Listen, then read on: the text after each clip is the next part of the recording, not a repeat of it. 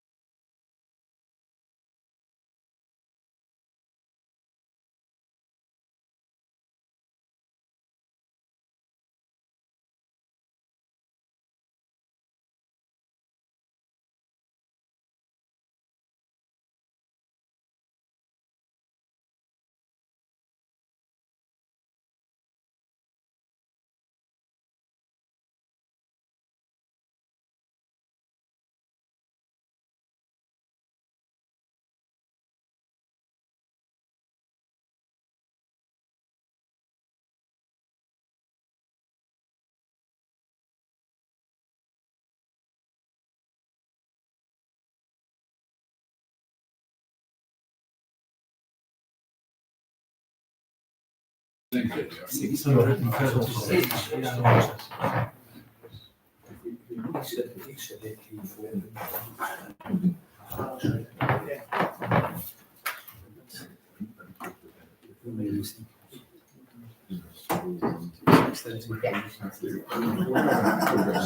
Yeah. 6:31.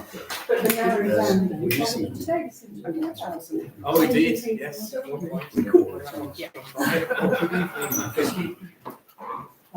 Right,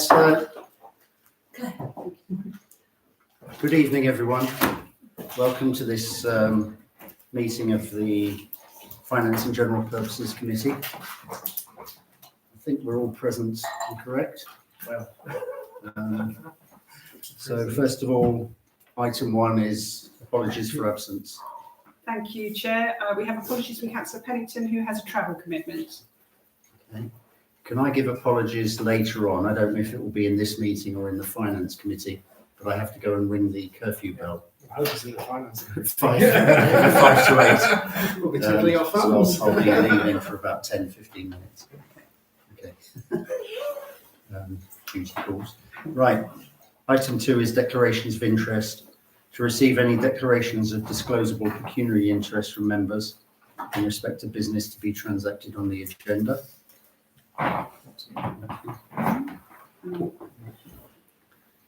Next is item 3, minutes of the Finance and General Purposes Committee, to receive and approve the minutes of the meeting held on the 18th of December 2024 and to consider any matters arising from those minutes not covered elsewhere on the agenda. Shall I go through this page by page? No. I'm happy to propose Yeah. accepting the minutes. Okay.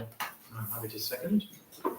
Could I just mention on item 12/24/10, the business plan? We have started to progress that. Myself, Councillor Shuker and the Town Clerk had a meeting Yes. yesterday, and I've written to all councillors inviting contributions to the business plan. So we're hoping to have a draft available next month, and then bringing that forward for March, hopefully for adoption by the full council, with implementation from April onwards. Yes.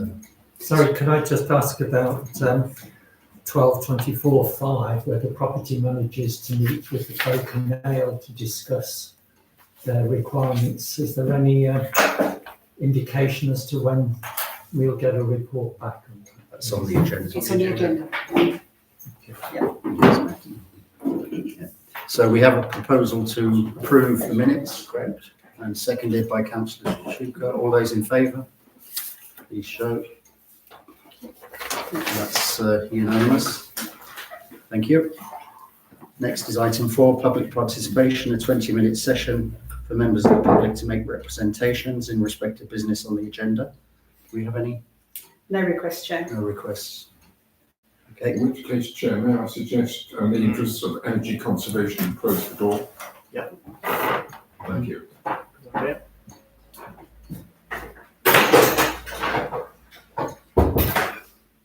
So next item is payment schedules and finances. We have 1, 2, 3, 4, 5, 6, 7 separate items. I propose to take these one at a time in order that we can give them proper scrutiny and attention. So starting with attachment 2A, which is the expenditure transactions approval list for the end of December 24. Do we have any comments on those? You happy to accept that? I do have one question, Yeah. and it's about the expenditure on the which is an innovation which I very much welcome, but I just wonder what evaluation is being made of its effectiveness, the use of the uploaded YouTube, is it YouTube? Yes, YouTube we're using it. Do we have numbers on how many people are looking? Presumably we do. And is it well linked from the website to So there is yes, there is a link on the website. As to people viewing, I haven't had the capacity to even think about doing anything like that at the moment, I'm afraid. It might be something in a couple of months, but I definitely can't do it at the moment. And is it going to be evaluated at any point? Well, I mean, we're just in the very first stages of using it, so Yes, I am I know tweaking the settings on it. There are, alternative settings, so I'm tweaking that each meeting, see what difference it makes, see if we can find one that works for everybody. And obviously the layout, you see, I've changed that this evening because we've had. So yeah, it's all a work in progress, but I can't tell you a deadline for when I'll be able to do a proper evaluation because I don't have capacity, I'm afraid. We can see it is working at present because it's splitting the screen between people who are moving and speaking. So I'm regularly using the recorded meetings for personal use, and just having a quick look in terms of the number of views, it varies between approximately 25 to 30 through to about 60 to 70. That's very good. But the key thing is about actually having the record there that's accessible at any point. So whether it was only 2 people or 2,000, that's secondary issue, I think. Okay. So we happy with 5A, 2A, attachment 2A? Yeah. I'll vote on these as on block at the end, but just go through them one by one, if that's okay. Well, I think the mayor's got some expenses in this one, so he shouldn't really vote on it. Oh, on 2A. That's true, and I've got some expenses as well.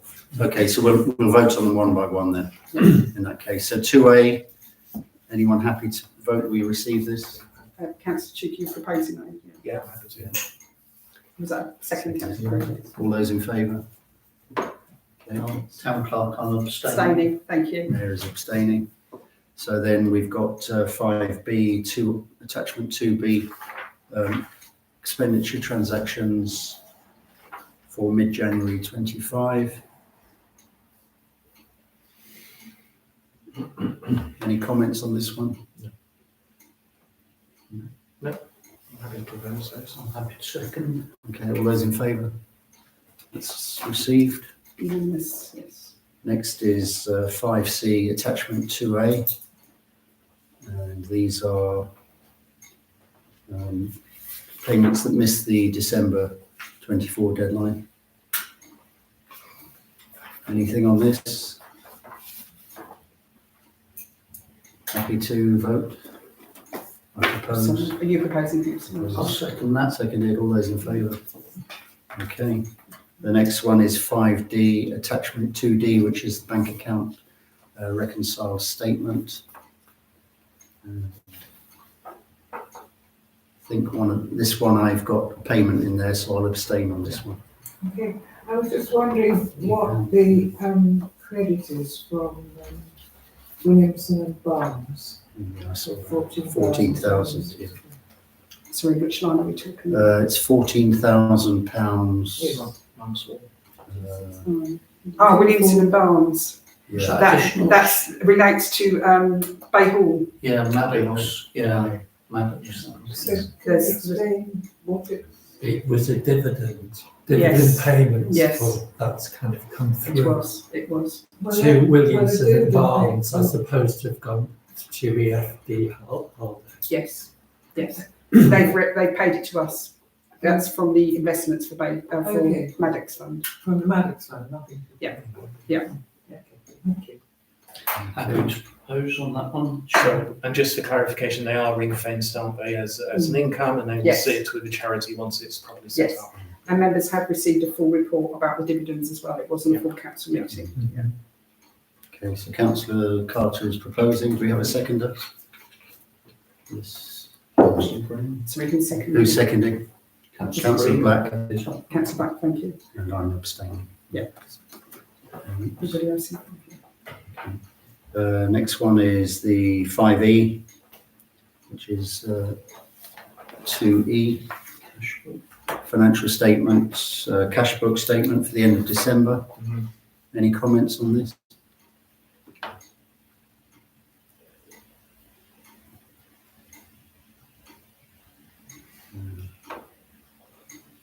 Okay, Okay, do we have a proposer?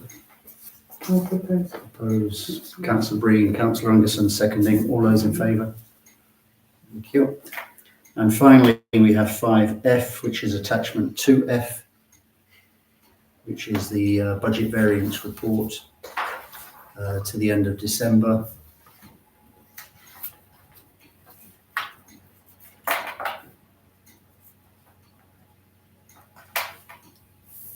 Any comments on this?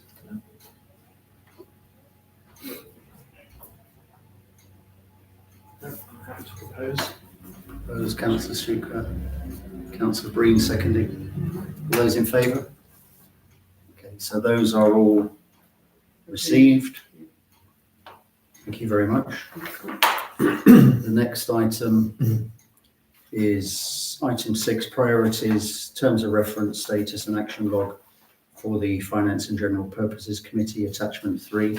This was sent out separately as a document by the town clerk. Do we have any comments on this?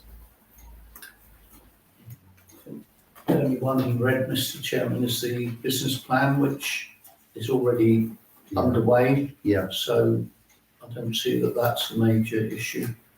So I'm quite happy to propose acceptance of the action log. Yeah. We do need to talk to the RFO at some point about the issue of the presentation of accounts. Oh, indeed. That's not an urgent matter. Okay, so you, Councillor Carter, you're Yeah, I'm proposing. happy to propose the action log, as the only red one is something that we are actually undertaking work on currently. That we're accepting that, noting that the business plan Noting that the is. business plan is underway. Do we have a seconder? I'll second it. Oh, All those in favour? It's unanimous. Thank you very much.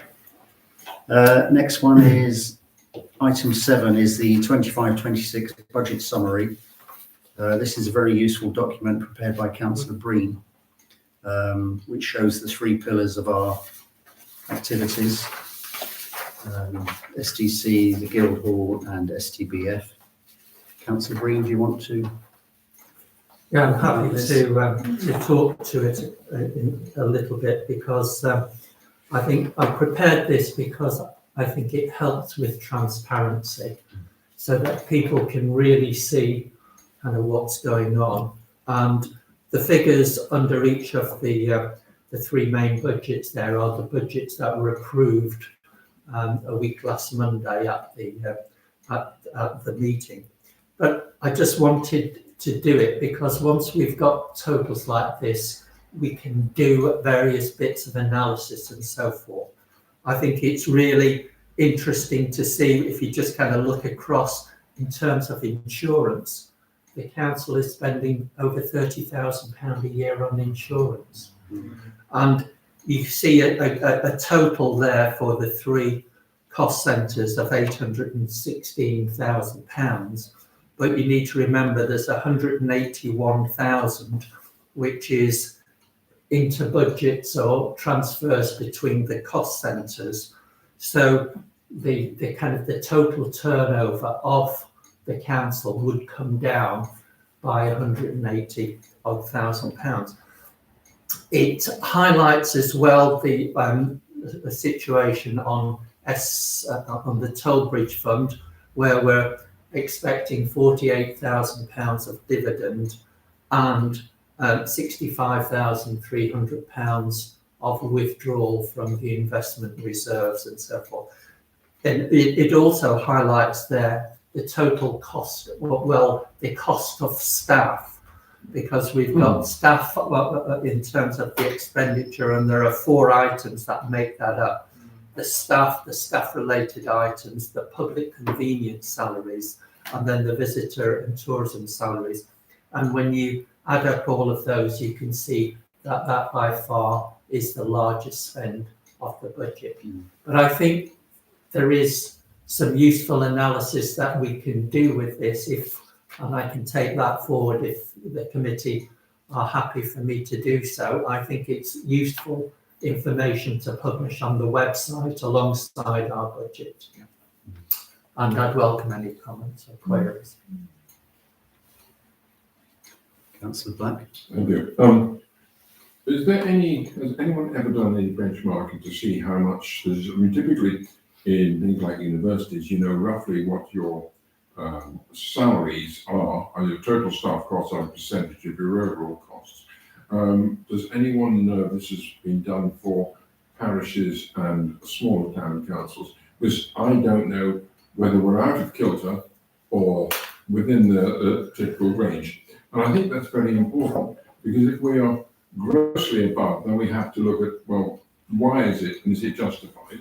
On the other hand, if we're within the sort of the typical range, then that's fair enough. But I think people would want to know what kind of information there is available on the benchmark. I'm wonder if anyone has done this at all. I'm happy to have a look into that. I did have a conversation with an accountant from a council who kind of gave me kind of a percentage, and I've got to say that this percentage here is aligned with what his expectations was. So, but I'm happy. That's exactly the type of question that we can do some analysis and do some comparison and publish, and that's why I've done this. I think that the taxpayer would like to see how well are we managing this? Is this within expectations or not? And that would be extremely useful, Councillor Bean, if that sort of information was there. Turning to the town clerk, do you know if does anyone like NALC or anything publish this? So it's very difficult because there isn't another model like Sandwich Town Council that I know of in this area. You look at bigger town councils where, for Folkestone, I'll take it as one example, they don't run toilets, they don't, they don't have multiple properties to manage. So I think the problem is here, you have a small number of residents, so you've got a small precept, but you've got a large portfolio of properties, which is highly unusual. You're providing services like public toilets, which a small town council wouldn't ordinarily do. You've got the museum as well in the building, so you're running that. So there are a lot of things actually this town council is doing with my opinion, a small team. You are actually, I think, really, we're producing great results with a small team of staff. And I think when you're talking about salaries, it's difficult because I say there is not another model of a town council that I know of that has a portfolio like this. I've not come across one myself, and I do talk to other clerks. Of course, others don't have a Tilbridge fund. Yes. I'm not being critical. I'm really, one of the things I had to do in a previous existence was precisely to convince the court of the university how we were doing in this, and hence my interest in that. Yes, there are special circumstances, but there's also special circumstances. Most other councils rely primarily on the precept. So it's a little bit of swings and roundabouts. I'm really saying, is the information available without too much work? Well, I'll have a look and we'll see where we get to. But one of the big things that this is showing up, to back up what the town clerk is saying, we're spending an awful lot of money on this building, the Guildhall. So now, if I was to go and start benchmarking what other councils are spending on their head office type of thing, that's, that I'm sure we're way out of kilter. I don't know, I went to a couple of places in Suffolk last year with some very old Guildhalls, sort of 13th and 14th century buildings, and they were making similar complaints. Okay. Right, anything else? Well, I think for me, the things that stand out are the, 110,000 coming from the Tollbridge Fund. The fact that our staffing, I accept what Jill says, that we're a very complex council, probably over complex. We have a big property portfolio, but 390,000 roughly a year is spent on salaries, and the precept is 330,000 a year. So we're living beyond our means. We have to make some big decisions about either income or expenditure in the future. I think most people now accept that's the case. So the councillor. Well, yeah, I was just going to say two things. One thing is obviously over the years, I've attended lots of other councils, well, over the last 2 years, I should say, and I would say that most of the other town councils have got roughly the same number of employees we've got, which is roughly sort of 10 to 11 or a dozen at the most. So all the councils I've been to, Hythe and Faversham, places like that, And with a much bigger population. yeah, with much bigger populations. But also I'd like to say, being a school governor, any of you that have been school governors, this is a similar scenario to when I read the financial budgets for Sandwich Technology School. And Sandwich Technology School is exactly the same. They always say, unless your expenditure for staffing is 80% or above, you're not getting it right. And that's how they actually judge whether the school's actually working right. Because in schools, the staffing is 80, 84, even up to like 86% of the budget. And if you think about it, that's the case, isn't it? I mean, it's a bit like here in this council, is we have a large number of functions that we undertake, and we have we have the staff to undertake those services. I just wanted to finally say, Mr. Chairman, that since, as I said earlier, since we've lost one of our members of staff recently, I've actually got the property manager to look into and provide a report on staffing in the Guildhall, in particular to do with the auxiliary services, and that should be coming to you, I think, on Monday. So I am working on a different model to make sure that we can bring the costs down, but all will be revealed on Monday. Mhm. Should that not be coming to the HR committee?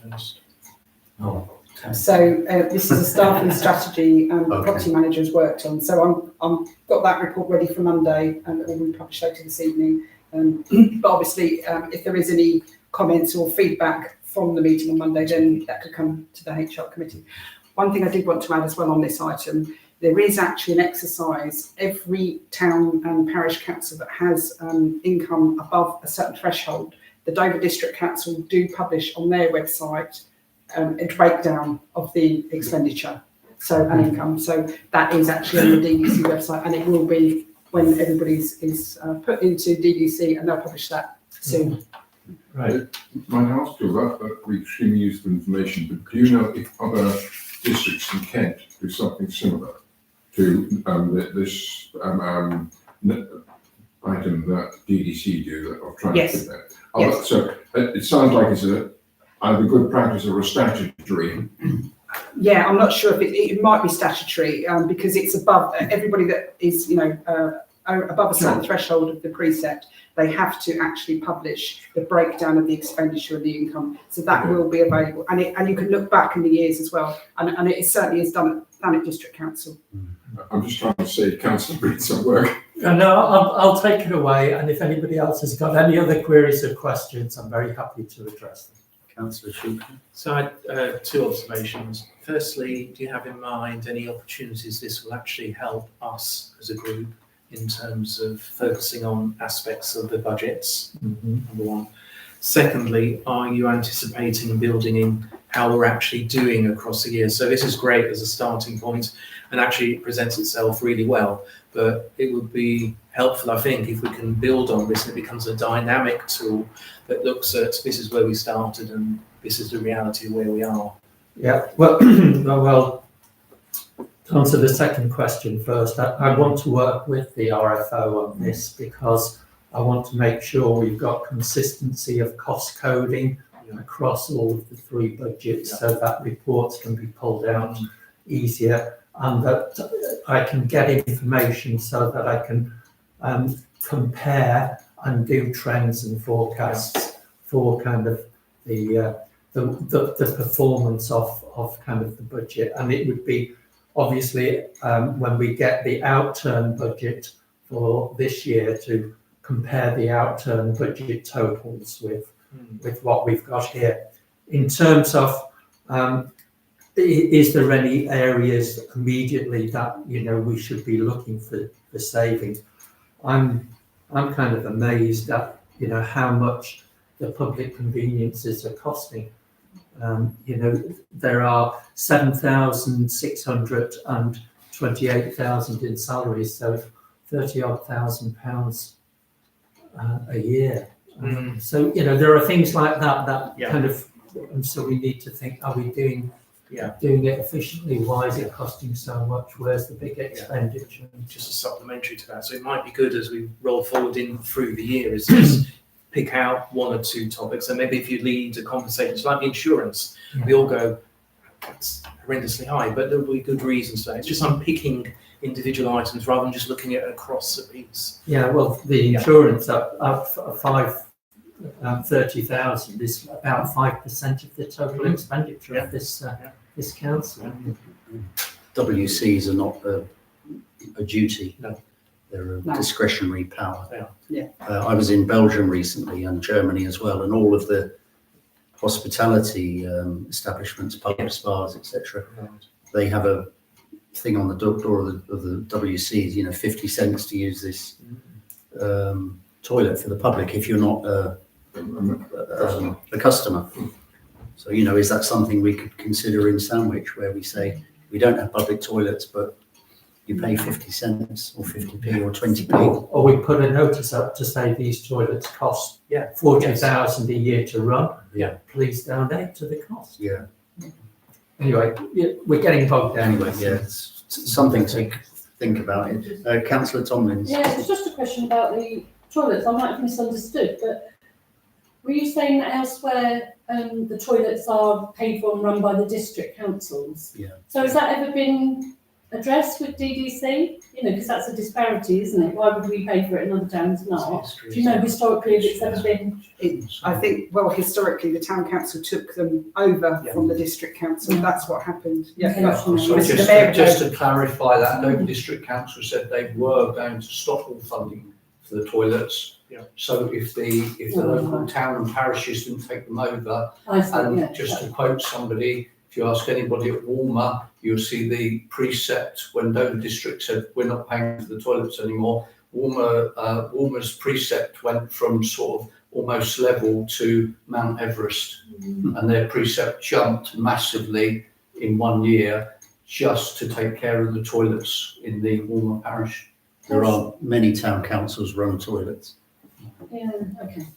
Yeah. Personally, I think inviting people to pay, it's an administrative thing, it's a minimal amount and it's quite unwelcoming. If we're trying to encourage people to the town, we could kind of make ourselves less popular for visitors, really.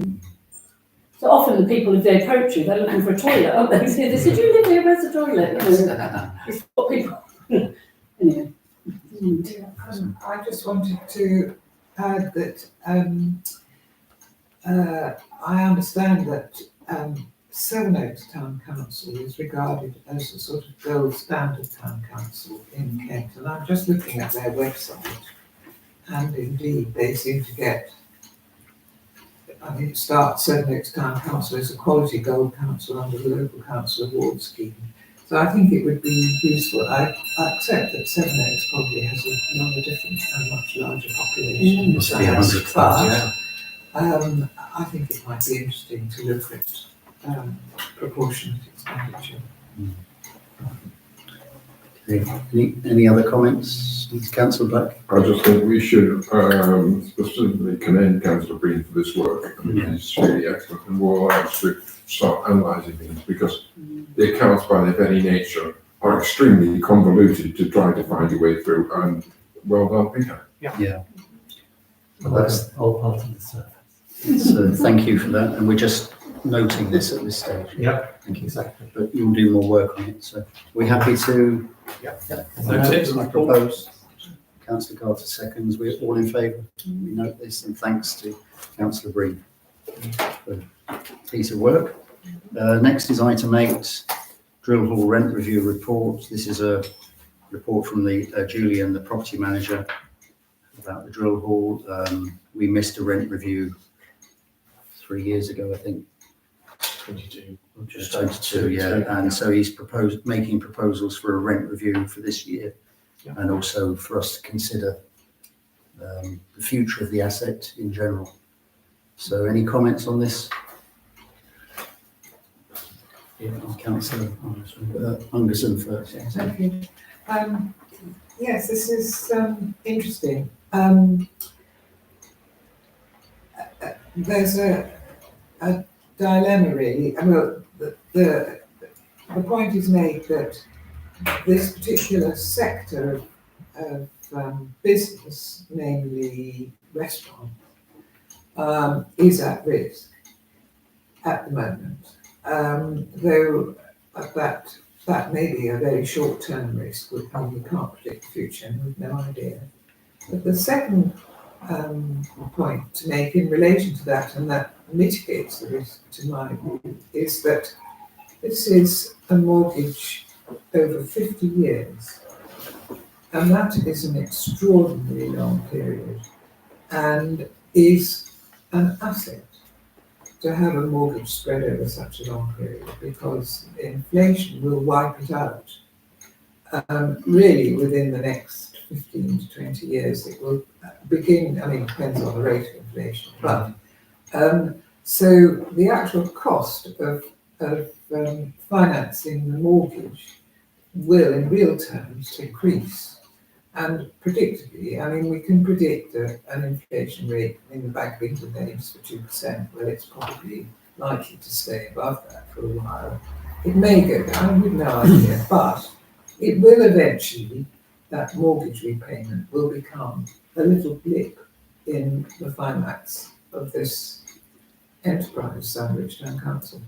So there is about that. I think that the consideration needs to be of how risky it is for this property to be occupied by a restaurant, and what the alternative uses for it might be, which would be safer. Councillor Carter and then Councillor Shoup.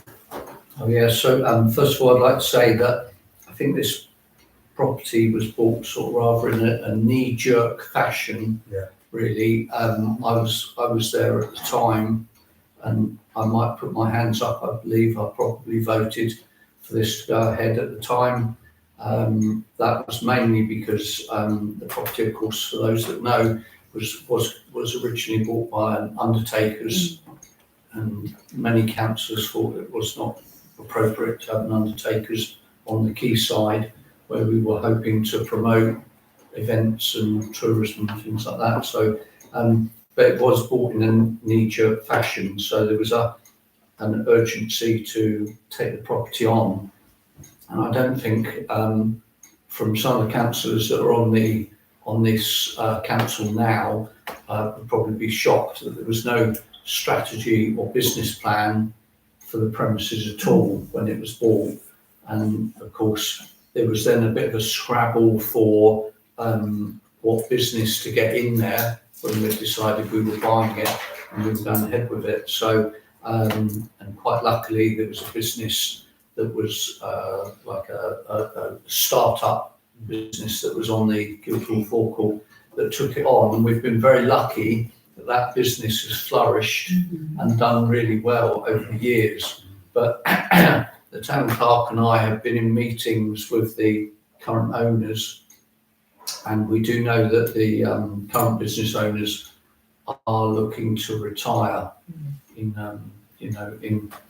some period of time. I won't say too much, but there is obviously, I think they're seeing their tenure come towards an end. So there is, I believe, a risk. I do think the property manager's right, and just as I would say now, my own personal opinion, I don't think that this council or any council should be in the business of buying or letting out commercial properties.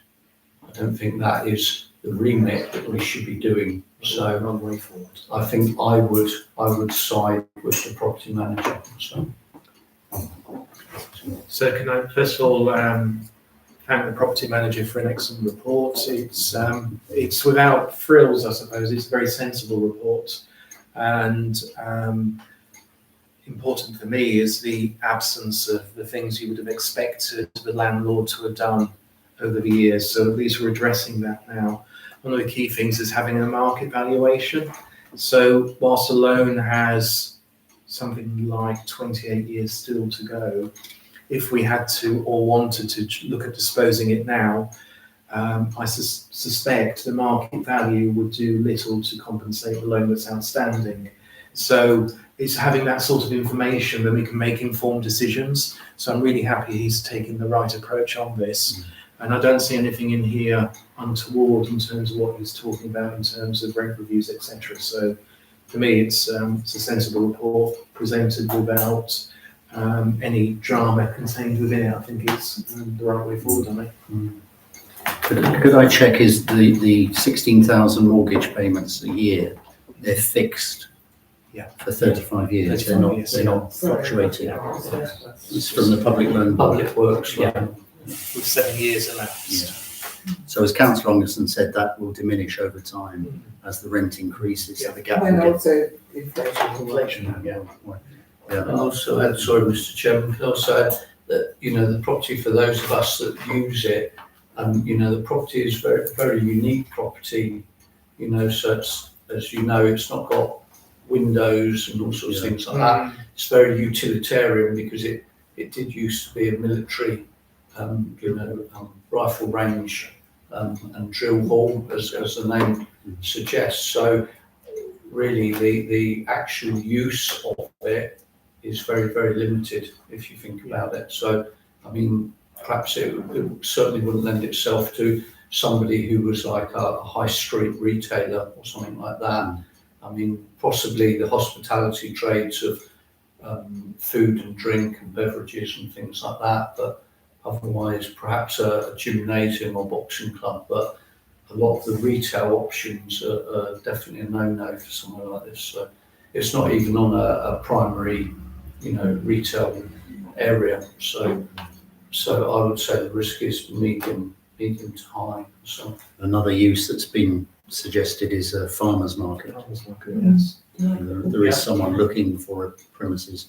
But if you recall, when this was purchased, it was meant to have a community it was. element to it, That's correct. which has never really been fulfilled. No. So I think the key thing with assets is if they're purely commercial, then I can see the argument for saying why do we own it unless we're bringing in huge profits. But if there's a community element, then I think we have a different picture, you know, different incentive to keep hold of it. Councillor Wright. Yeah, I was wondering about that a bit. I see no reference to it in here, I don't think. Is that something that perhaps needs to be explored again? Because it's blown hot and cold a bit about this. At one stage, the discussion is we might do more. I think the other current lessee was simply doing more, and then it didn't. And there's also a space above it was supposed to be used for community, and there's no mention of that in here at all. There are 3 offices upstairs which have had different uses, not necessarily that's fine. community. I just wondered, I agree with, we should be having a look at the rent review. That has to occur. I mean, we cannot go on not charging an appropriate rent. But I do think one of the questions perhaps might be to say, okay, what are the other opportunities? Because this was specifically set up in 2022, and Councillor Carter confirmed this, I hope, that there was supposed to be community involvement there. And unfortunately, okay, COVID came along, that wiped all of that out. But hopefully, most of the effects of COVID are slowly slipping away. And I just wonder if this should be included in his discussions with the lessee. Yeah, Definitely, I agree. I think the point about restaurants you know, it is a very successful business, which is very popular. I'm sure other hospitality units in the town would welcome its closure because they might get more business. Its location as well. Yeah. It's a damn good location. But I think in terms of this is an asset, the business plan is going to suggest that we have not necessarily in the business plan, we've been talking for a long time that we need a proper asset management strategy. And I think the property manager's only been in post 5 months or so. So he's getting to grips with all the assets. I think from April onwards, we can start to develop a proper strategy, which will include looking at this property and whether we keep it or dispose of it, or whatever option come onto the table. I don't think we can make that decision now. No, we can't. No, but I would propose that we amend this slightly to get him to at least discuss this with the lessee. Yeah. And I would put that as forward as a motion just now, and hopefully we would take that on. Otherwise, I'm very happy with it, and it's well laid out. Yeah. It's just that little bit of a gap that I think we ought to make sure it doesn't sort of seep away between the cracks in the pages. Okay. So any other comments? No, I'd be grateful if you could ask the property manager to give consideration to the expenditure plan for essential works that we as the owner of the property might be liable for. I'm thinking about re-roofing or the like, so we should have something in mind as to how much money needs to be spent on it over the next 10 years. Yeah. So Just a quick question. At some point, I believe they did have other businesses operating from there. Is that current? Or do They have. Still have. they have had, I'm not sure upstairs they had Pilates and But that's another thing worth Someone else. exploring, isn't it? Hairdresser. Clarifying. Yeah. So I think my view would be that we approve the proposal to undertake a rent review. Yeah, definitely. Number one, And delegate authority to the and delegate authority to the property manager to do that. So that's the first recommendation. I propose that. I'll second that. Second that. All those in favour? So that's the first part of the recommendation. Yeah. The second part, I would propose that also we accept the request for evaluation and authorise the property manager to get 3 quotes for that. I agree.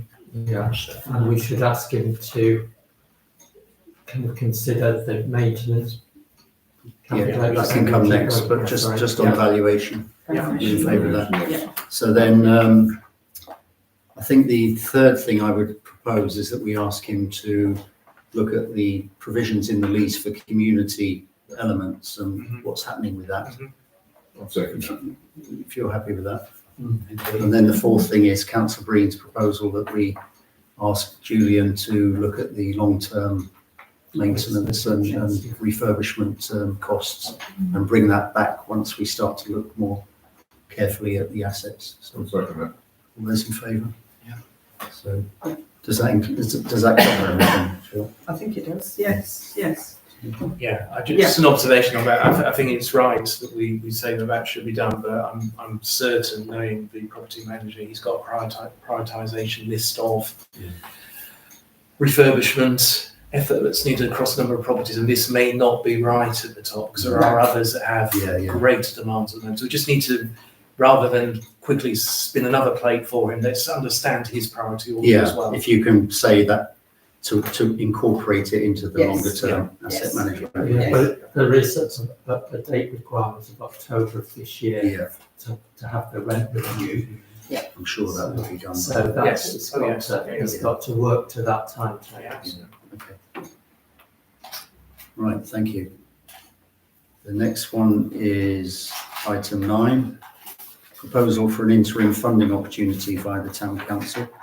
Attachment 6. This is arises from the decision at the last council meeting about the Tollbridge Fund not paying out any grants, Not being able to. to pay out any grants in 25/6. So this is a proposal that's been led by Councillor Black with myself, Councillor Breen and Councillor Schuker. It's just an interim proposal. Councillor Black, do you want to speak on this? Thank you, yes.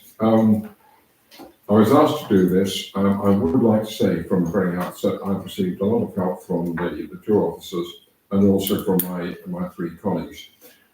We think we've got a viable solution here. We think it addresses the fact that This year, there is going to be a time gap between the start of the financial year and when Maddox is fully on stream. And what we are suggesting is that if some grants need to be given, that they are via, the monies are via from the SDC specific reserves to specifically address this, subject to a robust process of assessing those grants. We've used the approach adopted when we were looking at the Tollbridge Fund approaches. So we think there is a robust procedure which doesn't require a lot of change apart from change of name. And what we would ask for is that this committee endorses this proposal. If there are changes or significant changes, if you could let me know, because we have a very, very short timescale because the papers for the STC meeting go out tomorrow, don't they? No, today, Today. this evening, This evening. after this meeting, After this meeting. I mean, I have probably midnight, 5 to midnight. Speed up. So it's up to you folks. Do we want to endorse this or do we not? If we don't, then I think we have a problem. Mr. Chairman, Yeah. I'd like to, so I'm very upset. At the last extraordinary general meeting, I was shot down quite strongly for suggesting exactly the same thing taking place from the Tollbridge Fund. In fact, Councillor Black was one of the strongest ones against my proposal, which was that we should have some funding for a small amount of committees, and that's what I put forward at the extraordinary general meeting. Councillor Black's words were that hadn't we already voted against any grants, and I was sort of, it was put to the vote and it was put to bed that we wouldn't be giving any grants till this year, and that was put out. So that is, it's very upset me that everybody has suddenly confided to get this up and running. So that's the first item I'd like to say. I'm upset people working like that when I put a working solution forward previously. The second item that I wanted to say about was, and this is only my personal opinion, the precept is the precept. The people in this town are paying that money for certain services. Now there's certain people in this town who would be very upset if they're paying their precept and then we're giving the money to all sorts of events that perhaps they don't attend or don't want to attend. But what control have they got over that? They haven't got any control whatsoever. So the precept is the precept. It's for council services, not grants, although it is legal to give grants. I admit that. But the third thing I'd like to say is you're putting up £6,000. You know, many people will try to apply for this, and how on earth are you going to make sure that the right 3 or 4 people get this? Although you've got the criteria to undertake searches on applications, how are you going to make sure that Christmas Lights, Sandwich in Bloom and Folk and Ale Festival get this and other organisations don't?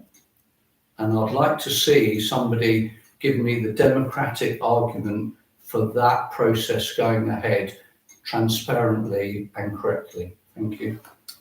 I mean, grant giving is a discretionary power. You could make the same argument about the toilets or, you know, owning the Guildhall. That people haven't Toilets are a service, aren't they? haven't necessarily voted for that. Well, the Sandwich in Bloom is a service, you could argue. It's not council service. But it's a voluntary service that we financially support. Councillor Black, you wanted to... Well, first of all,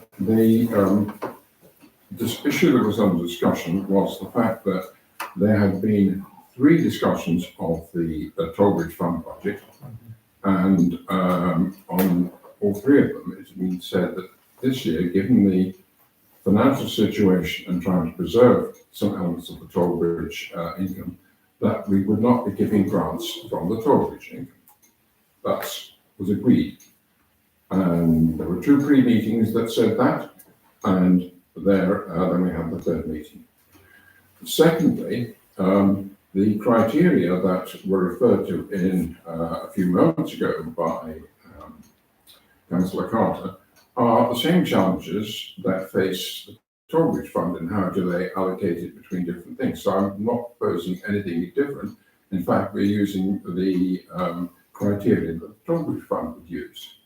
So I'm not sure what the argument is. You personally asked me to come with a plan.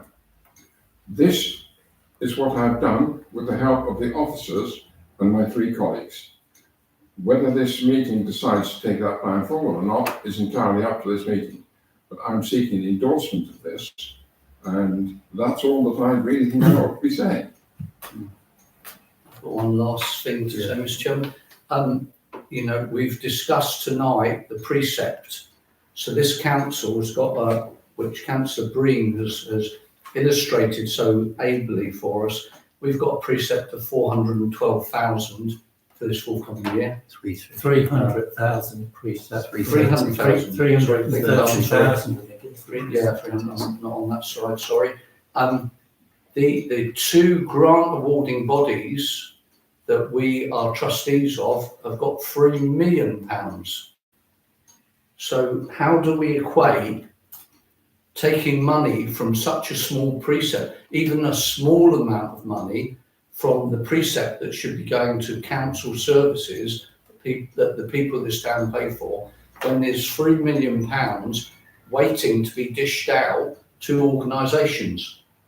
As I said in the extraordinary meeting, it should have either come from the toll bridge fund, or people have got to wait for the Maddox fund, where all that money is waiting to be used, which was put forward for public events. Whereas now, with this small precept that we've got, that we'll be juggling with, we're now proposing taking the money from there. I don't think that is the plan that I was looking for. Thank you. I think what happened at the extraordinary meeting was that Councillor Carter, you expressed concern about the toll bridge fund not making any grants next year. Indeed. And it was discussed whether the council itself could make it, just purely as an interim pragmatic solution to demonstrate our commitment to some of these groups and activities during the year. So I think that was the thinking behind it. And which organisation needs the money that urgently? We were saying Christmas lights don't need it until much later in the year. Folk Nail, that's in July. Well, you said you'd been lobbied by certain prominent people. The only one is of course who you were mentioning earlier, Sandwich in Blue, who obviously would like some money before time. But So you know, So I think we're probably not in the place we wanted to be, but a pragmatic solution has been generated, and it was in the round, and it was open in terms of how it's going to be taken forward. So I'd like to thank Councillor Black in terms of doing something quick. This is an invitation, but then measured against the criteria that's written for applications from a couple of organisations we have knowledge to be tested, that they say that they are in desperate need of a grant. Desperate may be too strong words, but are in need of a grant. They will go through the process, and the proposal includes them there being on that panel, and there's a due diligence. So things like you referred to folk nail and timing, Christmas tree lights and timing, those things would come out in any review that happens. One thing I think for me that's missing in here, I think we should be including a cap for any individual organisation. So we've got the cap of 6,000. Happy with that. It's a small amount. It's interim. It's written in. It's couched in those terms. It's a one-off. Other councils do it every year. I see examples of that. So we're not unique in terms of what we're trying to do here. But I think also there should be an individual cap that no organisation, and my suggestion would be 2,000, because that then gives bandwidth if those two satisfy the criteria, that there's one other that may come out of the woodwork that's in the same situation. It's not ideal, but it's a way of getting across the line to support two very important organisations if they can evidence the need that meets the criteria. So that's just my point. I'd just like to say it was my suggestion at the meeting, and I've apologised to Councillor Black because having made the suggestion, it should have been me who brought forward the report and the proposal. When I think back, Councillor Carter, to the previous meetings that we had, it was you yourself who proposed a zero grant approach to the toll bridge fund. And we were really surprised that you opened the discussion to say, I want to make a proposal to give money to a small number of groups. Yeah. We've acted on that. And what we're saying here, when you read the document carefully, is that the monies would only be given out in line with the commitments that those organisations make. So we don't have to spend all of the money. It's only when they're showing that there is commitment. We want to be able to have evidence of when they're paying out the money. It's one thing to order it, but they may not have to pay the money out until May. So this £6,000 may never get spent. Yeah. And as I pointed out, this town council has £60,000 in operational reserves, and it has a further £20,773 for unexpected items.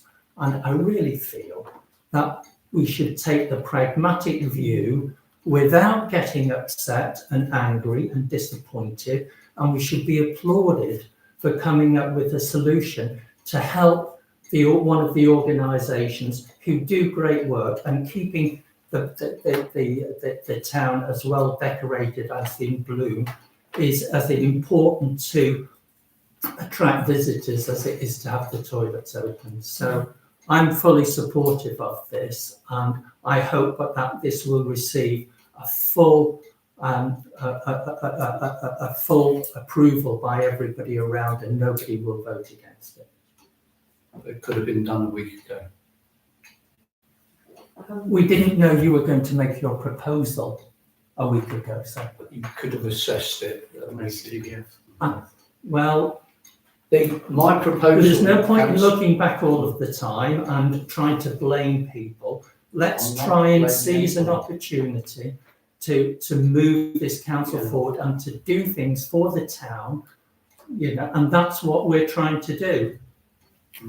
But the budget at STBF had no provision within it for grant funding. And that's So we been would have- talked about since We November. would have had to either increase the grant budget or cut something else. Which we could have done. And the process was in place for it. Sorry, Councillor. And I think it's very commendable that we as a group of councillors, as trustee of STBF, have actually aligned the principles of that charity by not giving any grants this year. And we should say, actually, we've done the right thing. I completely support the principle behind this report, namely that we made a decision that the toll bridge fund is not fit enough at the moment for us to continue to make grants from it for this year. And I also support the view that town councils should give grants if they can, and we do have a contingency fund that allows us to do that in this particular instance.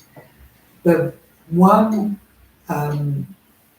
caveat that I have about this proposal is that we do seem to have identified 3 organisations which do every now and then claim that they're under existential threat, and that if the council doesn't fork out, then they will die as organisations. And I think we all agree that they're organisations that should be supported. and should be prevented from dying. However, that said, there are other organisations in Sandwich who could make an equal claim. So what I want to be convinced of, when applications come in for this temporary fund, that due diligence is done on whether or not they are under any of whoever the applicant is, whether they are under existential threat. And if they are, then I think additional weighting should be given to that application. And you know, whoever makes these judgments will have to take that into account. Because I do think we do have to be seen to be being fair and equitable, and not to have favourite organisations. So that's all. So I suppose the issue that it just leaves us in a quandary, doesn't it? Because actually it's either a free for all to invite, to open the door for anybody to apply for a very limited budget, or where it started from, and it was mentioned by yourself, Councillor Carter, that there are specific charities, organisations, etc. We might want to alleviate their situations through due diligence applied as an interim step. We can't leave that unresolved, or else some people will walk away from this meeting thinking actually anybody can apply, or equally some say it's just the two that have been identified, possibly three. And I'd like that resolved. But equally, I'd also like to amend the proposal, or as we picked up at STC, that actually there's a cap for the individual organisations as well. I think we need to remember this is an interim. It is a stopgap, because we're trying to be realistic. The Mannix Charitable Trust takes time to set up. Yeah. It was envisaged that the Mannix might well be a much more suitable source of funding, but not within a 3 to 4 month time period. And this is designed to address the fact it's a stopgap. Other organisations will be able to apply throughout the year, depending on how Mannix structures itself. This was designed specifically to take account of some organisations which were, we were told, needed funding or funding decisions very quickly. Yeah. It's not designed for, and things that people like the Christmas lights, we were advised that they needed funds, but that was not an immediate issue. So, working with my colleagues and the officers, I've tried to pull something up that addresses a stopgap. If you don't have a stopgap, I will ask you, what are you going to do? It's no good going back. We are where we are today, and if you don't want the stopgap, then this council has a much bigger problem. So in terms of Folkenell, whilst their event is in the summer, they have a significant lead in time in terms of organising acts and knowing that they've got the funds to pay for those acts. Now, I'm not presenting their case, but I understand why they would be, and they came to a number of meetings last year to say that they needed a decision about funding.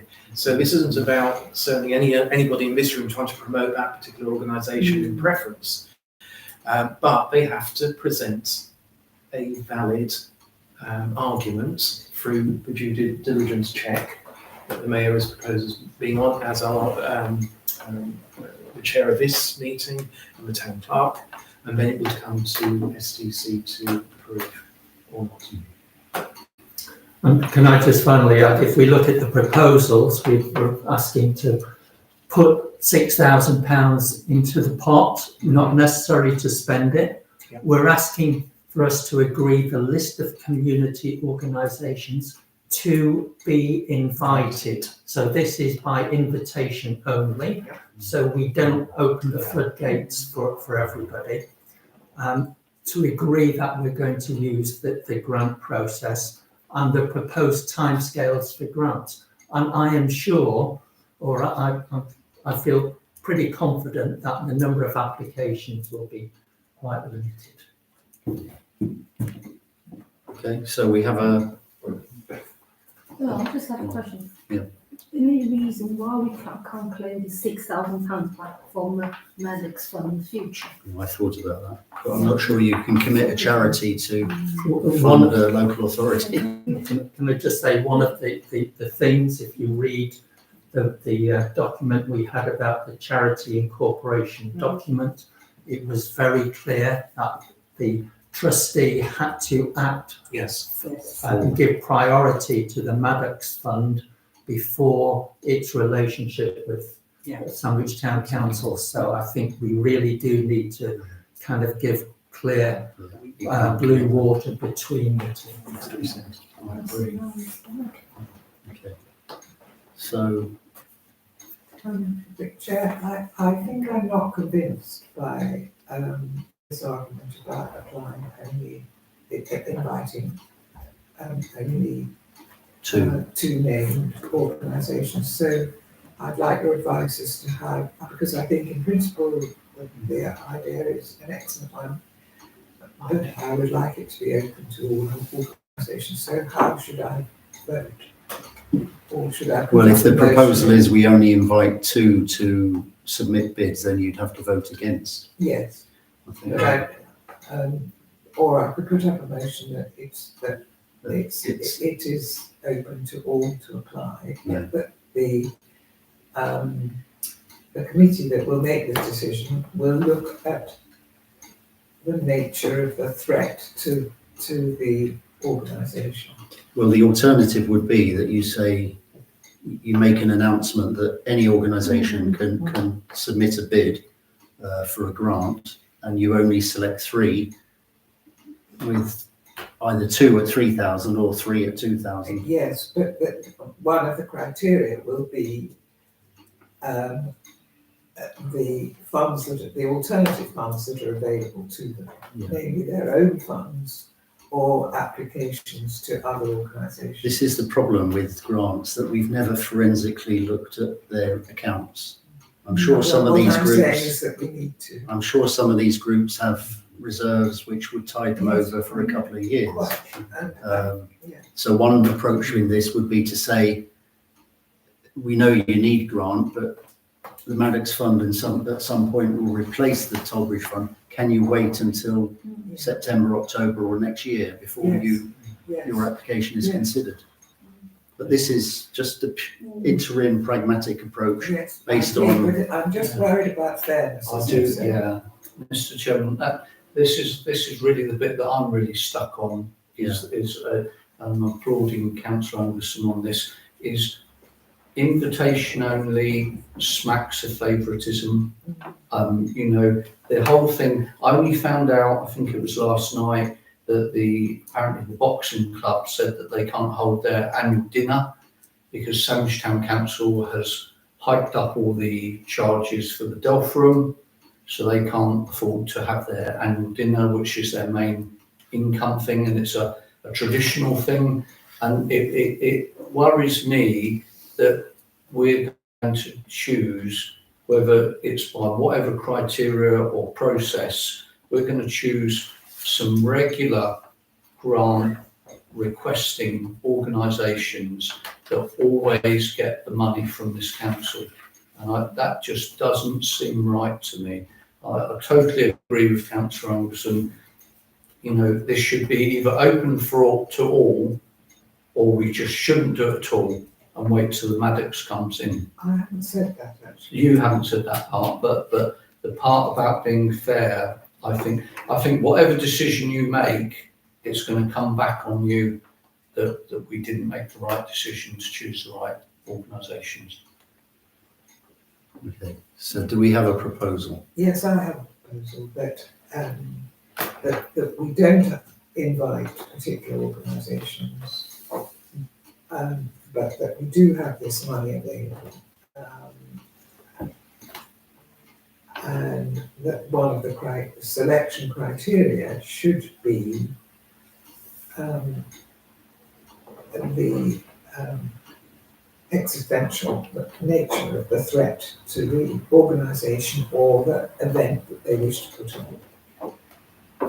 So I think Something like that. we seem to be agreeing on the principle of making this sum available. I do agree with that. Yes. So the next step is, do we agree that we don't invite the 2 or 3 organisations? We just make a public announcement that if you're in need of urgent funding, then fill in a form, and the people listed in this report will consider it. But they need to supply all the relevant paperwork, like 2 years worth or 3 years of accounts. Well, whatever's in the They grant need classification. criteria, they need, and down to your selection group to make a decision who to be granted. Because So- we could be granted for 5 organising small amount if they need. Exactly. We that's shouldn't a good limit point. to how Good many. point, yeah. So the proposal, what I'm suggesting is we don't invite 2 or 3 organisations, we just make a public announcement that the Tollbridge Fund is making no grants next year. The Maddox Fund will eventually take over, but as an interim arrangement, a sum of £6,000 has been identified. And if you are in urgent need of grant funding, you can submit an application and it will be considered, but a maximum of 3 organisations will be chosen for funding, according to the steps set out in this report.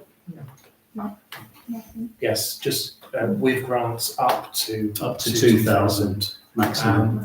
I also would say we should still keep to the timetable because it's an interim and it's suggested it's addressing an issue. Let's the timescales there, so it will be very tight for new applicants. So we're unaware of. what's proposed here is exactly the same, except that we do not invite organisations to apply. There is just an announcement on the website, which we can circulate if we wish, but we're not contacting named organisations. Would that be acceptable? Yes. I'm okay with that. Yeah. Well, can I propose that then? You're proposing. I would be happy to second That's that part. if it's open to All those in favour of that approach? So we have a compromise. Yeah. we have a way forward. The way forward. So, Mr. Chairman, I would like to thank the 4 councillors that worked so hard on this and get this to this meeting in the time that they came. It is a pragmatic compromise, interim arrangement, which just tries to recognise that we have groups and organisations that possibly need urgent funding. So can I ask Town Clerk if I update this paper this evening and get it to you? Yes, I haven't released the agenda yet, so. You haven't released the agenda No. yet? So you've got time. I'll be going back to my desk after this meetings. Right, okay. Okay. Yeah. I mean, I can make a suggestion. Yeah. But I'm quite happy to, Amend it. at the end of this meeting, meet up with you briefly. It shouldn't take too long to Yes. change this. Okay, yeah. But Yeah, that's fine. if you welcome that. Yes. Okay, can we crack on then, because people have work to do. Bells to We've got bells to ring. Item 10, Folk and Ale Festival Request Report. This is a report from the property manager.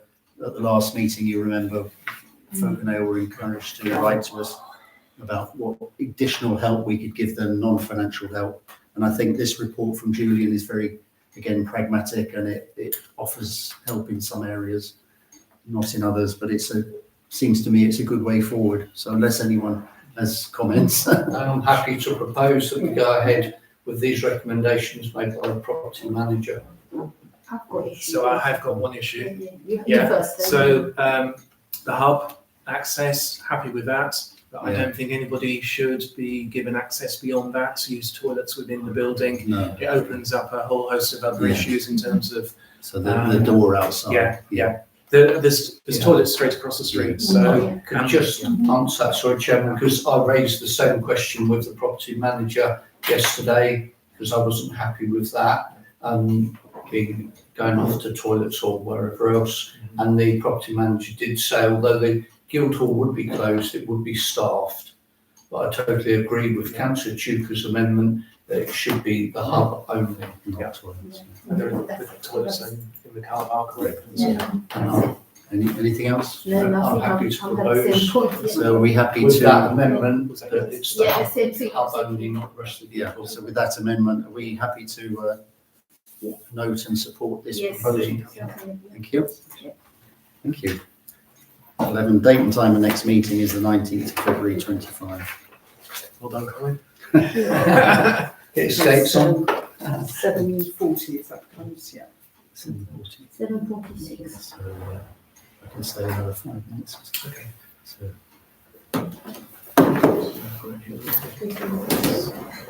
You'll be changing. Okay, are we happy to go into the second meeting? Yes. The agenda open. Okay, so this is the Sandwich Tollbridge Fund Finance Committee.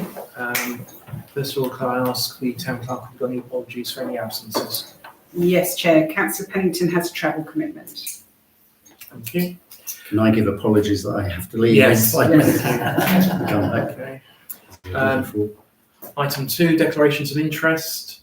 Does any member have disclosable pecuniary interest in respect to the agenda for this evening? No. No, thank you. Item 3, minutes of the Finance Committee meeting that was held on the 18th of December. Does anybody have any comments of those, or happy to move to proposing their acceptance? Happy to propose, Mr. Chairman. Anybody happy to second? Second. And a vote. Thank you. Okay, on the action log, we have 3 outstanding actions. The first is F1124.8, and that was for the finance officer to look again at the STBF properties and to discuss with the property manager if an additional amount should be built into the 25-26 budget to meet the likely required spend. The update at the last meeting was that the property manager was still working through the STBF assets, and an update was expected to be ready for this meeting, but it's not. So have we got an interim update from the town clerk on this? Only that, obviously, capacity at the moment, there's a lot going on, and we are all working on different elements to support the property manager, and the property manager is working on a number of projects at the moment. Mhm. So, yeah. Are we confident it will be ready for the next meeting? Yes, it should be. Yes, it should be. Second action again, F1124.8, and it was for the finance officer to discuss with property manager the opportunity to undertake an energy efficiency review of Guildhall and to report back with any associated costs. Again, similar update at the last meeting, but property manager had started the work and an update was expected to be ready for this meeting, following the interim report received at last month's meeting. So we did have a interim report. It's I assume that there's further work being done to have a full report brought to this committee. I do actually have an update. Okay. From the property manager, which I'll buried. Yeah, don't worry.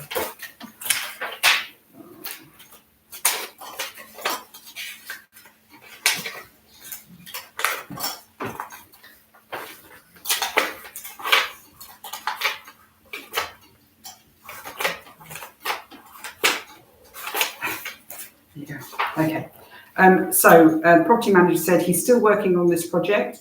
He's undertaking detailed assessments of areas that can be approved, calculating accurate costs of making the improvements, assessing the financial benefits that will follow such changes, whilst being mindful of the historic nature of the building. This is obviously talking about Guildhall. Yeah. I have established areas that need urgent attention and I plan to utilise our ops team to undertake some of the work, which will make significant savings compared to instructing the contractor. Please bear with me on this project. I will be ready to present the plan of action for your consideration at the next Finance and General Purposes meeting. Sorry, Finance. Yes, Meeting, yes. that's brilliant. Okay with that. The final action was for the town clerk to feedback the committee's thanks to the property manager for the interim report on energy efficiency and the views raised on the report, and that was done. Yep. Yes. So that one will be closed. Okay. Agenda item 4, public participation. Do we have any written notice? Anybody would like to speak No at this request, meeting? Chair. Okay. Moving on to item 5, and we have a series of payment schedules and finances to review. I'll follow the pattern used last time, which was separating them out into different batches. So the first was to take the free payment schedules for approval. These are attachments 2A, 2B and 2C. Could I invite any comments on those from anybody, or whether we're happy to have them proposed for acceptance? Happy to propose, Chairman. Somebody happy to second? Second, Councillor Carter, D Carter, and votes on those. I feel that I can't actually vote because there are confidential items, I don't know what they are. Yes, that's a really good point. So I did ask about these.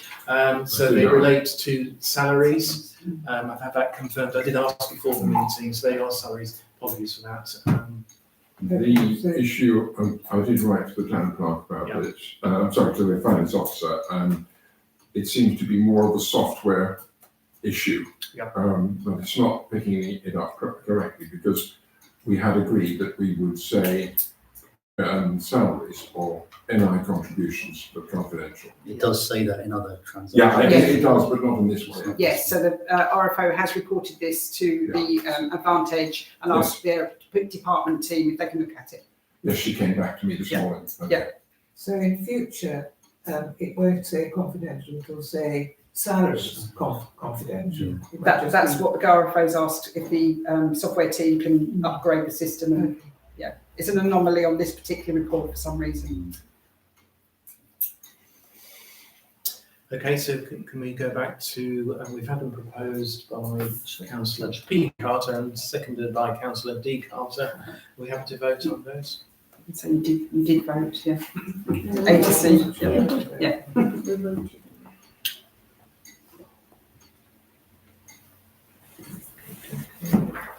So the next report we're asked to receive and approve is the Sandwich Toll Bridge Fund cash book as of the 31st December 2024. This is attachment D. Are there any questions or comments on that report? No? Happy to propose, Mr. Chairman. I'm happy to second. All those in Favour?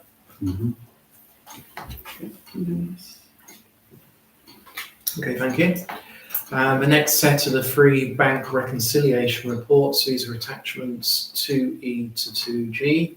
We're asked to receive and approve the bank reconciliation for Sandwich Toll Bridge Fund as of the 31st December 2024.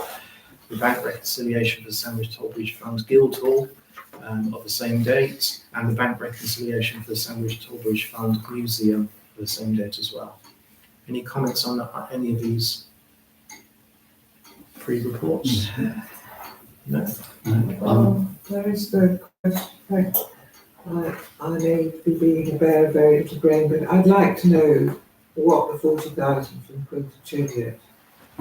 It's a drawdown of reserves. Okay. Which was approved by the trustee. these are only checks, the validation of the reconciliation, so I'm quite happy to propose those. Go ahead. Thank you. Councillor Green seconding and the vote. Thank you. So the final set of the free budget variance reports, attachments 2H to 2J.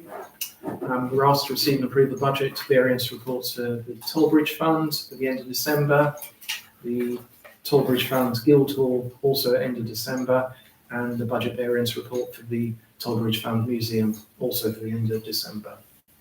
Again, any comments on either of these? Yes, Councillor. I was concerned about the museum, and I did write to the RFO, and I think there seems to be more of a software issue about this because it shows a very adverse report, which I don't think is quite correct.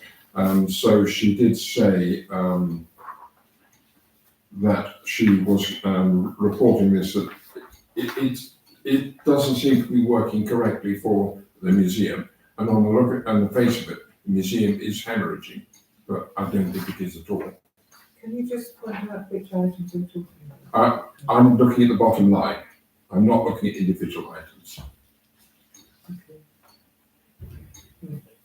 So Councillor Backer, is there an action that you'd like to have? No, I think I'm just really reporting that she has come back with that, and I hope that next session we will have a better figures. But she did say that there seem to be some problems with the software. Okay. And Town Clerk, is that noted, and that's something that will be Yes. pursued? Thank you very much. Accepting that, I'm quite happy to propose that we accept the figures. Anybody happy to second? I would, Councillor Anderson seconding and voting. Yep, all in agreement, thank you. So the final attachment is 2K, that's the Quilter Cheviot report for December 2024. We're asked to receive this report. I'll open up for comments, but first I wanted to mention we had an issue raised last month about the income figure being significantly below its usual performance, and that's covered under the next agenda item. So if we can accept that that will be covered under that item. Are there any other comments on the report itself? Councillor Anderson. Yes, well, I'm totally mystified by this report because they seem to have sold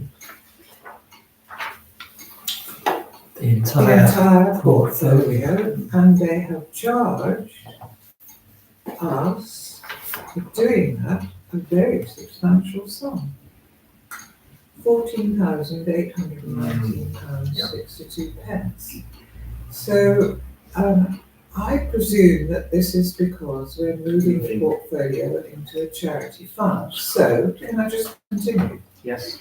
I went back to all the correspondence that we were given at the last STBF meeting to see whether there was any indication from the STBF as to whether that sort of sum would be charged. Mm-hmm. There is no indication at all. The only comparisons, the only costings that they give us are comparisons between the returns and charges for staying put and the returns and charges that would be applicable if we were in a charity trust. And here we are, they've sold everything and they've charged us nearly £15,000 to do that. Mm-hmm.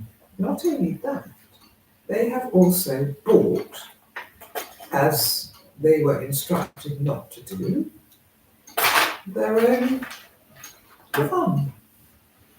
I find this quite astonishing. Yes. So I think a number of us have Yeah, exactly. seen this. You've taken the words out of my mouth. I don't think it was ever made clear to us that the charity fund would indeed be a Quilter Cheviot investment fund, which is not quoted on the exchange. Oh, well, that's an additional point to the ones that I made.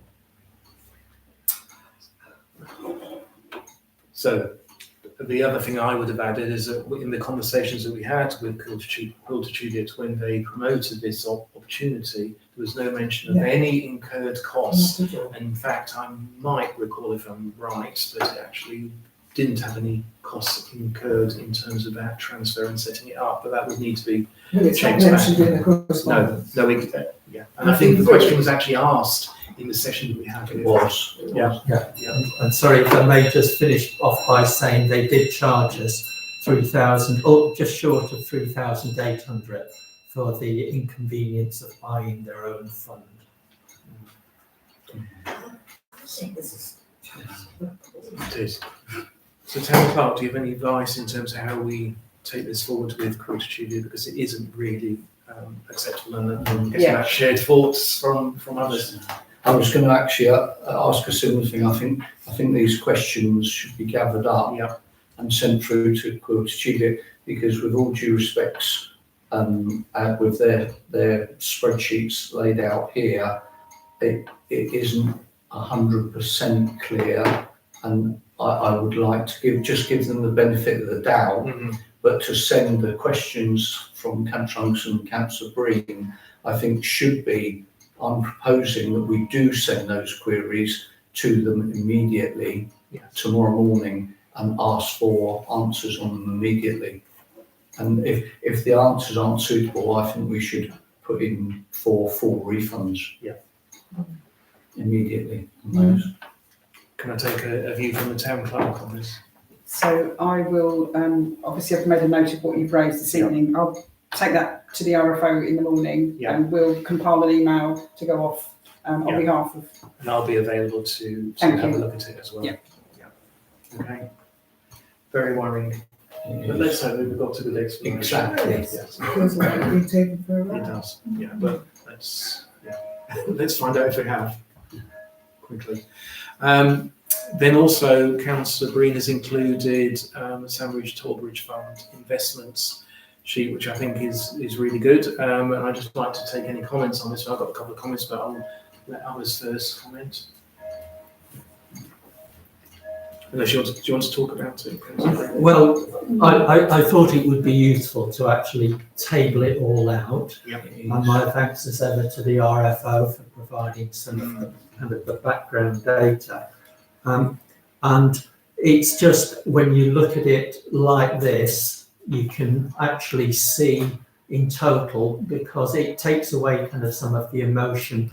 We're getting an average of 3.79% return. The average portfolio value is 1,960,000, and we really started off with 1,850,000, and it's really hovered around then, because in that time we've taken out nearly £2 million, or £1.2 million from reserves, and had £634,000 of dividend. So it just paints the picture. Indeed. I just wanted to thank Councillor Breen for this, because I think this is an excellent, you know, in all my years on this Torbridge Fund, I don't think I've ever seen anybody bring this forward. So this is an excellent piece of work, and I thank you for it.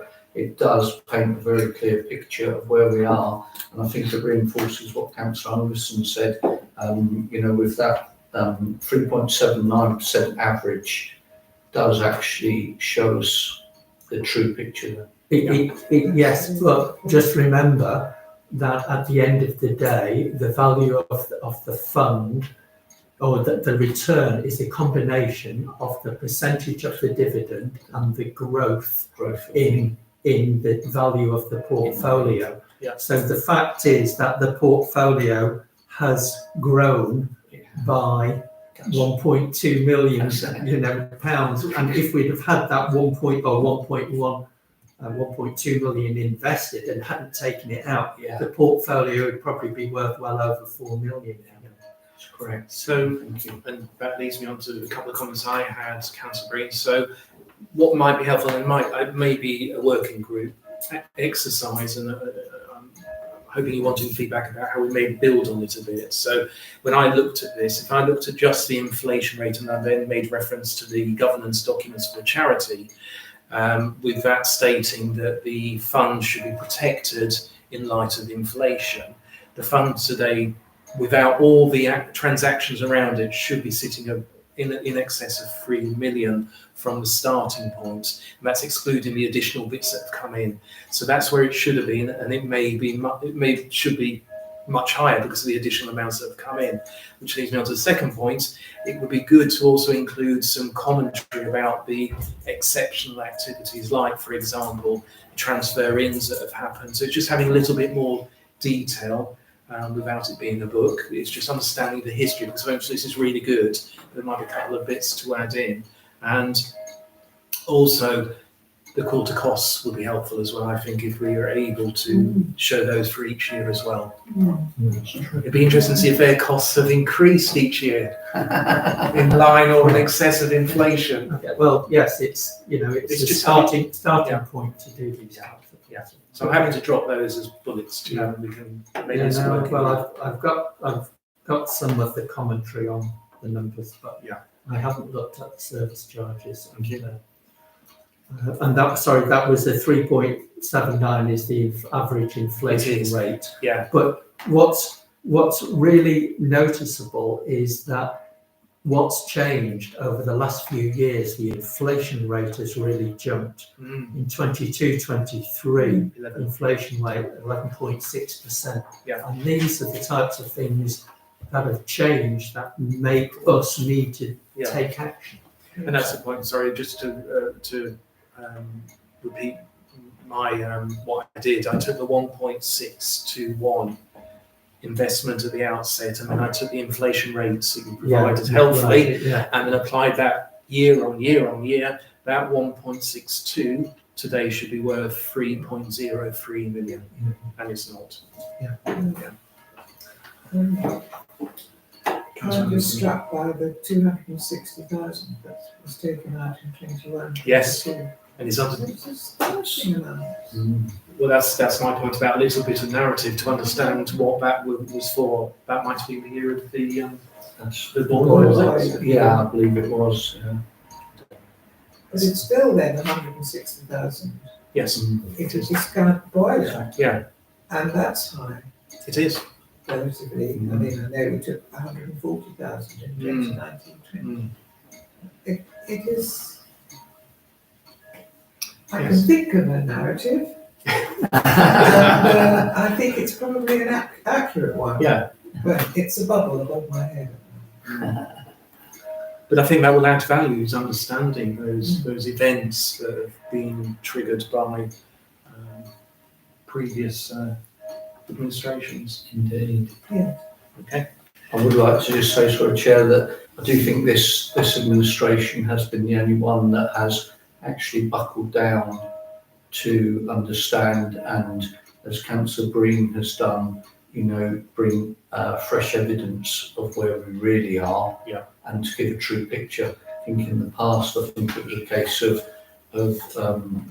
quid pro quo, which is just continuing, or status quo, or wherever, rather that it was just glossed over and accepted, So, and I remember when we went across to Quilter Cheviot, and they came in and made the presentation. To my knowledge, we didn't get presentations from free providers, when we should have done. It was all done on recommendation, and it shouldn't have been. Okay, so can I just close off this agenda item with the vote to accept the report? Is somebody happy to do that? And Councillor Breen, second. Thank you very much. Moving on to agenda item 6, we'd like to ask whether the Town Clerk's happy to cover this report in terms of fluctuating investment. Thank you. Yes, so the responsible finance officer has put this report together for you, and this is hopefully to explain the fluctuating investment income received from Quilter. It was mentioned in the December Finance Committee meeting that the investment income received in December 2024 was only £843.53. The RFO has contacted Quilter about this dip, and they have responded saying that upon further review, one of the infrastructure funds, the International Public Partnerships, have changed their payment date from November to December, and this accounts for the differential. November's dividends have already been paid out to you in the £843 payment. Dividends for the month of December equate to circa £4,000. However, 2 dividends are paid on the 31st of the month, which is post when they transfer the income across. Thus, you can expect a payment of circa £880 on the 29th of December, and then a larger payment of circa £5,000 at the end of January. The payment of £2,880 mentioned in the above paragraph was included within the December investment income, which was received at the start of January, and this is part of the £5,446.45. A larger payment should be received from the International Public Partnerships Fund within the January investment income, to be received into the Tollbridge bank account at the start of February. The income is then demonstrated in the table from Quilter in 24-25 to date and 23-24 for reference. And as you can see, the income levels for April to January 2024 to 2025 are above those of 2023-2024 for the same period. And so the income should exceed £40,697 for 24-25. Sorry, just say that again, 40,000. Oh, sorry. So 40,697 is that, and that was the income for the same period, 23-24, and what the RFO is saying, the income for 24-25 should exceed that 40,697. Okay, well, if I may just comment, we do need it to exceed it because we've got 45,000 budgeted to receive this year. So we need it to be up 10% on that figure, Town Clerk. That's correct. Okay. And from the figures that are indicated, that will be possibly the percentage roughly that it will hit in terms of what they're suggesting. So we may be okay. Maybe okay. Any other comments? No? So we're asked to note this report. Yeah. So we have to propose that we I'm note happy it. to propose noting and thank those that drafted it. Good point. Seconded by Councillor Breen. Happy to note. Thank you very much. Last item is date and time of the next meeting, and that's Wednesday, the 19th of February, and again it will follow the Finance and General Purposes Committee. Thank you very much. Meeting closed. Well,